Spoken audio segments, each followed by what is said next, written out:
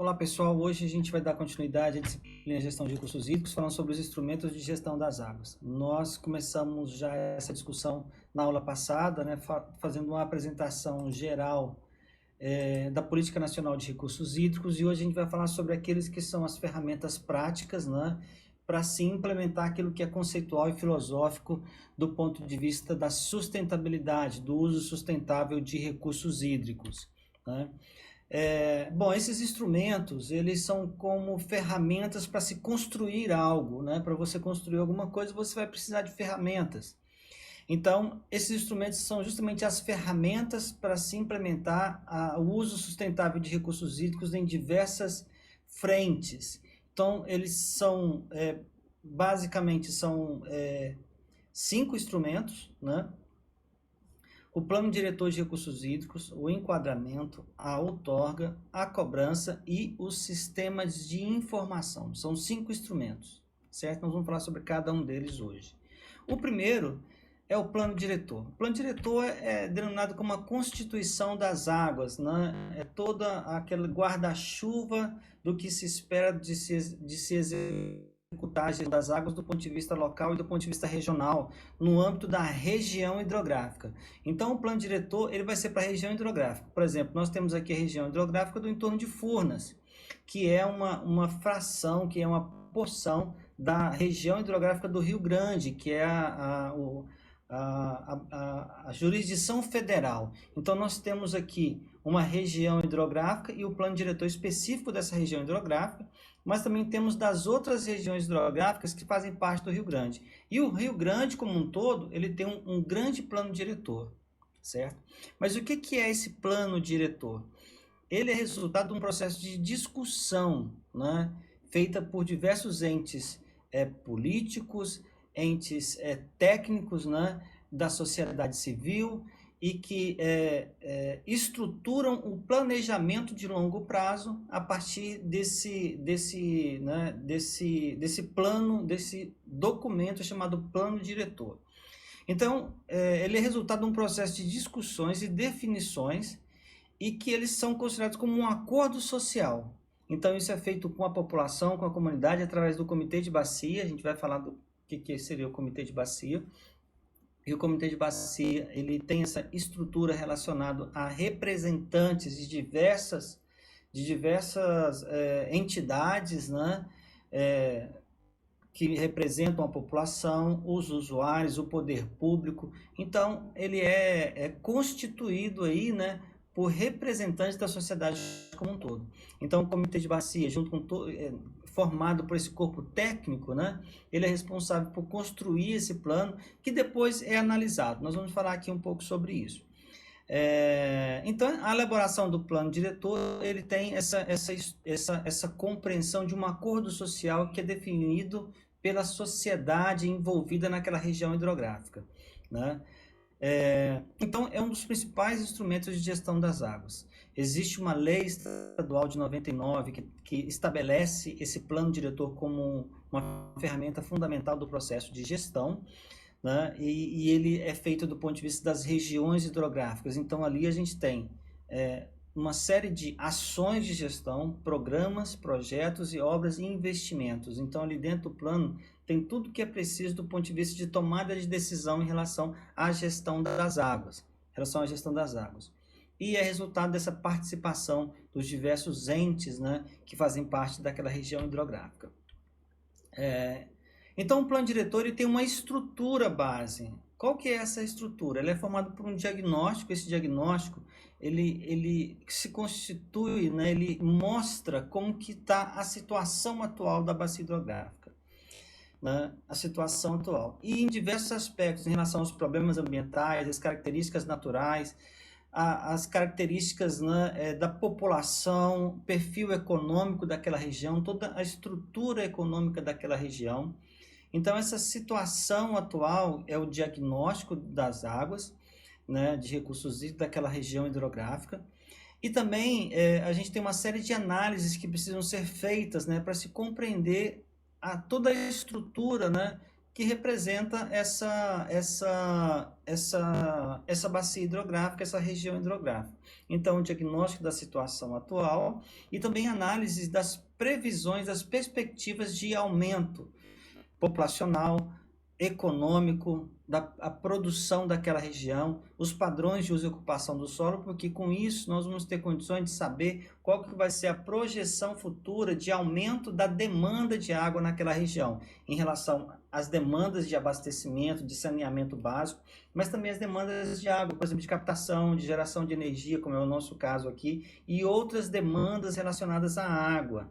Então, muito importante essa parte de se compreender o crescimento demográfico, mas também esse perfil socioeconômico de longo prazo, né, numa perspectiva de 20, 30 anos. E também compreender a partir dessas informações naturais, sociais, econômicas, né, ambientais, como que vai ser essa relação de disponibilidade de água, desculpa, e demandas de água.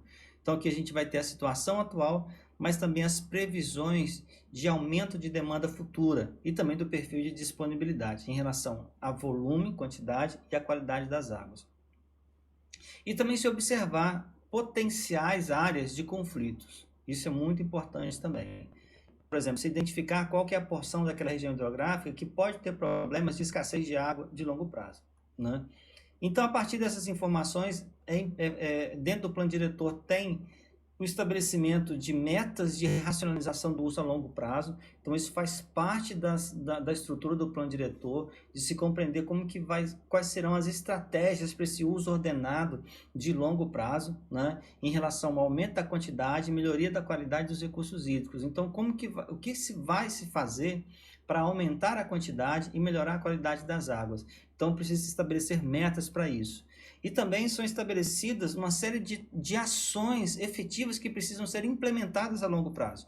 Como, por exemplo, estabelecer programas que precisam ser desenvolvidos, né, com metas específicas e também com estimativas de custos. A gente vai ver com o pessoal da cobrança, né, que no plano diretor tem uma série de programas e projetos que são definidos e que muitos deles têm como principal fonte de recursos parcerias. Então, no plano diretor, já tem que colocar essas parcerias. Quem são os atores que vão implementar esses projetos, né? A gente viu, por exemplo, o projeto de Extrema, que tem vários atores envolvidos, várias parcerias. O plano, aquela experiência lá de Extrema é só um exemplo de uma ação, por exemplo, de um projeto que estaria dentro do plano diretor. Então, isso cada vez mais tem tomando volume dentro dos planos diretores, ações como aquela de Extrema, que está relacionado ao aumento da quantidade de água através de ações ambientais, de projetos ambientais. No plano diretor também tem que vir como que vai ser o processo de outorga, não no sentido de procedimentos, mas no sentido de uso prioritário. Quais as porções da região hidrográfica que precisam se definir usos prioritários ou regras específicas para essa outorga, né? Existem áreas conflituosas, por exemplo, em Minas Gerais, tem agora o estabelecimento das áreas de conflitos. Então, nessas áreas de conflitos é possível fazer outorgas coletivas. Então, isso é estabelecido dentro do plano diretor, né? É uma possibilidade que se abre diante. O que é uma outorga coletiva? Onde grupos de usuários eles podem solicitar uma outorga conjunta, porque isso facilita, porque faz uma análise só das diversas demandas e com isso é possível ter um uso mais racional do que fazer análises individuais. Então, em situações de conflito, em Minas Gerais, a lei a partir de 19, ela estabelece isso, por exemplo, né? Então, isso tem que vir lá no plano diretor. Diretrizes e critérios de cobrança. Isso é um instrumento que ele vai sendo amadurecido ao longo prazo. Então, por exemplo, dentro do plano diretor, pode vir já as diretrizes de cobrança, como que vai ser a cobrança, porém, muitas vezes esses estudos para estabelecer a cobrança, eles precisam ser feitos com maior detalhe em relação ao perfil daquela região, do ponto de vista das outorgas de águas, esse perfil de uso e o impacto econômico também dessa cobrança. E muitas vezes os planos diretores, numa primeira versão, eles são feitos com regras gerais de cobrança, mas sem implementar a cobrança. E depois essa cobrança ela vai vir sendo implementada no futuro a partir da compreensão dos impactos dessa cobrança naquela região, né?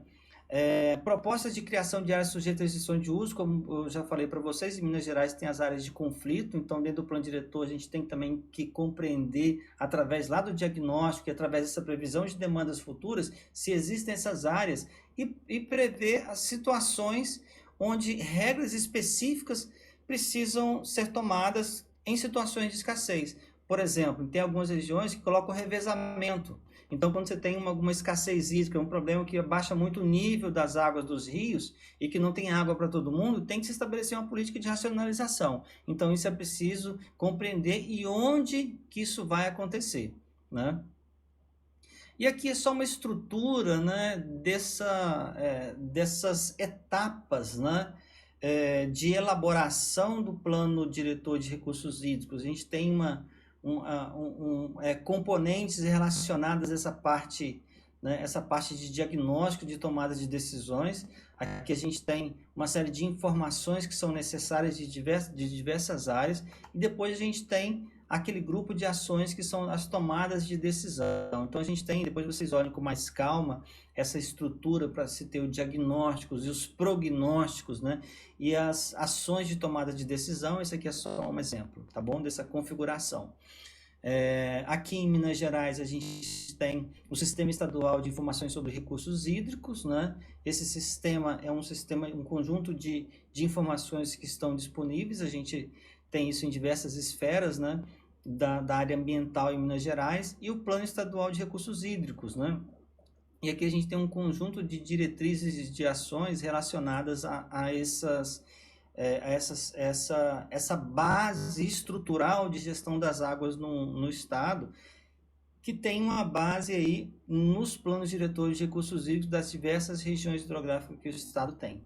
Então, a partir desse arcabouço de dados e de informações, é que vai se implementar os instrumentos de gestão. Então, por exemplo, o plano diretor é esse guarda-chuva aqui, ó, mas acima deles tem um sistema estadual de recursos de informações, que é uma base técnica, uma base de informação, uma base de apoio técnico, e também tem um plano estadual de recursos hídricos que dá um arcabouço, que é a política estadual de recursos hídricos, que dá um arcabouço para o estado. E aí, com isso, nós temos os planos diretores das regiões hidrográficas, e a partir desses planos, a gente tem a implementação do enquadramento, da outorga, da cobrança e dos sistemas de informação quando eles forem necessários em regiões específicas. Então, como eu falei lá no início, o plano diretor ele pode ser tanto de uma região hidrográfica menor, como é o caso aqui do entorno de Furnas, né, o chamado GD3, a gente viu isso lá nas primeiras aulas, mas como também a gente tem no âmbito federal, porque é uma bacia federal, o plano diretor do Rio Grande Federal. Porém, na divisão dessas sub-regiões do estado de Minas Gerais, a gente tem algumas regras que elas são específicas do estado, que são diferentes do estado de São Paulo, como é o caso de Minas, aqui no Rio Grande, que metade é praticamente de Minas e metade de São Paulo. Algumas regras são diferentes. Então, em cada estado, ele tem condições de dar orientações e diretrizes para esses planos diretores eles serem contextualizados com a história e com a construção econômica, né, natural e ambiental, hidrográfica das regiões hidrográficas. Mesmo em bacias federais, existem regras que são específicas dos estados, como, por exemplo, a outorga. Né? A outorga em Minas Gerais é diferente do estado de São Paulo, mesmo na bacia do Rio Grande.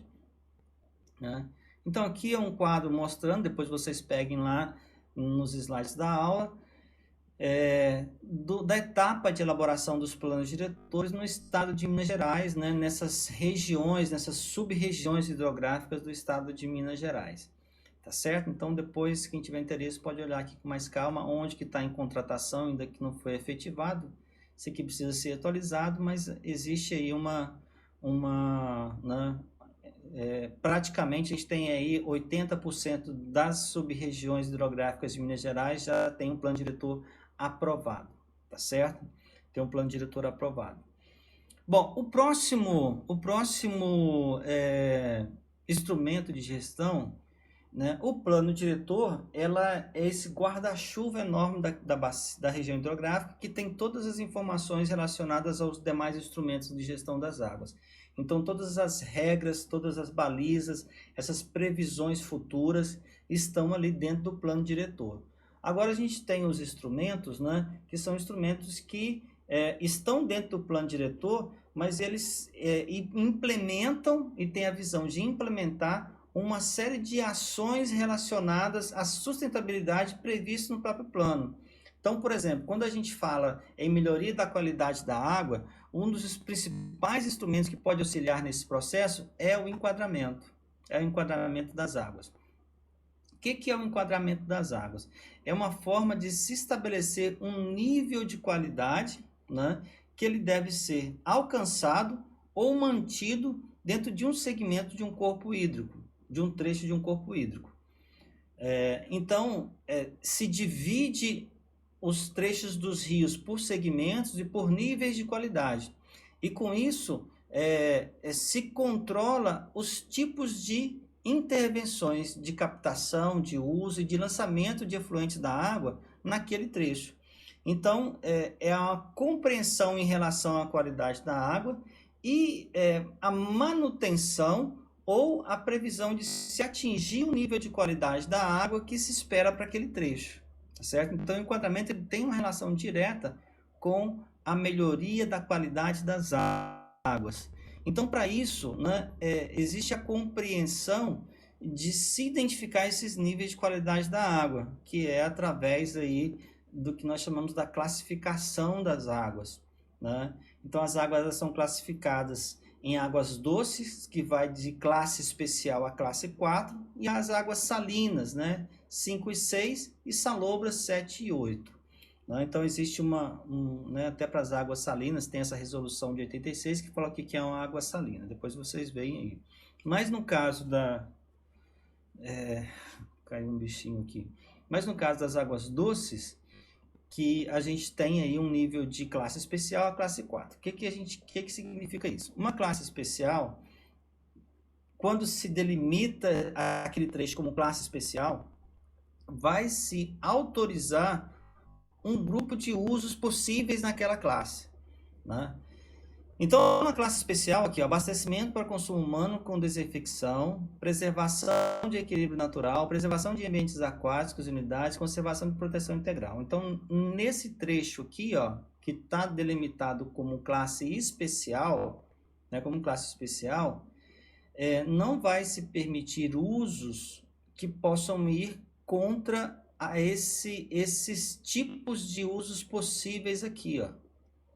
Então, por exemplo, se vai ter uma indústria de laticínio que quer se implementar ali naquela região, se ela tiver um outorga de lançamento de efluentes, né, vai ter que se avaliar se esse lançamento de efluentes, se essa outorga é compatível com esses usos, né? Então, o objetivo é justamente estar atingindo esses níveis que se espera para aquele determinado trecho do rio, né? Para aquele determinado trecho do rio. Então, a gente tem desde esse aqui, que é uma água de excelente qualidade, até uma região onde vai se permitir só a navegação ou a harmonia paisagística. Por exemplo, não pode ter recreação e nem contato secundário com aquela água, porque é algo que ela pode ter contaminação e pode ser muito prejudicial à saúde das pessoas e também da vida aquática naquele lugar.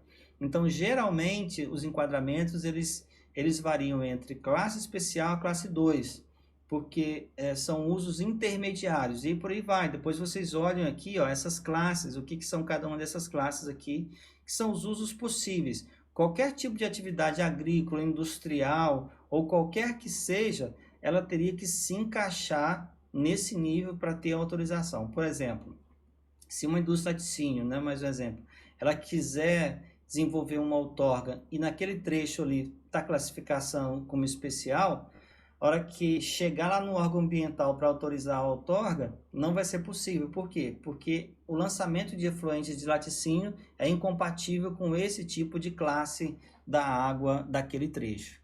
Então, ele não vai ter a sua outorga preservada. Então, isso vai sendo compreendido. É um instrumento extremamente complexo, porque aqui é mais ou menos uma outra configuração, né, dos usos possíveis, né, nessas águas. E aqui é um exemplo de aqui está em relação à qualidade dessas águas, né? O azulzinho mais claro aqui, ó, seriam os rios. Aqui está em termos de classificação, mas quando se enquadra, que é justamente se implementar aquelas classes, né? Onde você vai ter essas restrições de uso, né? Restrições entre aspas. vai se fazer da mesma forma. Então, os trechos eles vão ser coloridos com a cor da classe do enquadramento. Os azuizinhos geralmente são classe especial e por aí afora vai até o classe laranja ou classe vermelha, que é o classe 4. Então, a outorga ela vai estar limitada ao tipo de classe que é aquela região.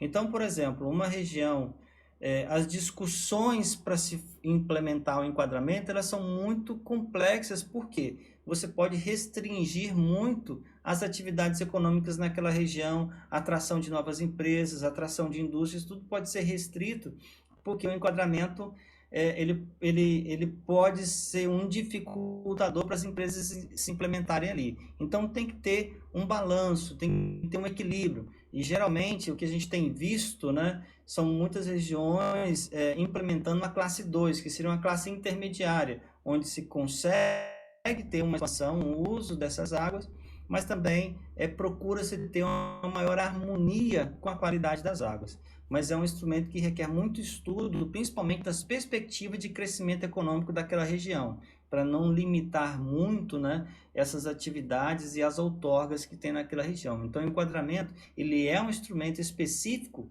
para se melhorar a qualidade das águas. Mas é claro, tem que dar um projeto, por exemplo, de despoluição, de impedir o lançamento de efluentes naquela região, de tratamento das águas. Então, essas outras ações de infraestrutura, elas estão relacionadas aos programas e aos projetos. Agora, do ponto de vista normativo, o enquadramento ele é um instrumento específico para se melhorar a qualidade das águas, certo? A importância do enquadramento, né, eu já falei, compatibilizar os usos múltiplos dos recursos hídricos de acordo com a qualidade ambiental. Então, ele tem esse foco, né, de melhorar a qualidade ambiental, mas também ele vai atuar aí nessa diversificação dos usos, porque não pode ter somente usos de lançamento de efluentes, de supressão da água. Então, outros usos, né, relacionados à melhoria da qualidade ambiental também são previstos, né, nesse processo do enquadramento. Então, é realmente um instrumento muito importante e ele é interligado com a outorga e a cobrança, né? Então, por exemplo, se tem um enquadramento, todo o processo de outorga tem que respeitar o enquadramento, né?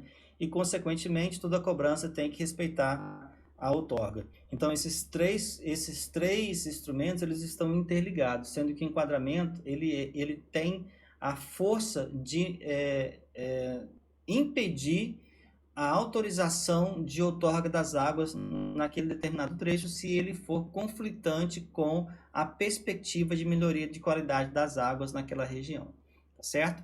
Então, nessa primeira parte eu vou falar desses dois instrumentos, aí na próxima aula a gente vai continuar, que eu vou falar sobre os outros instrumentos da outorga, da cobrança e do sistema de informação, tá bom? Então, nessa primeira parte, nós vamos falar sobre esses dois instrumentos, ok?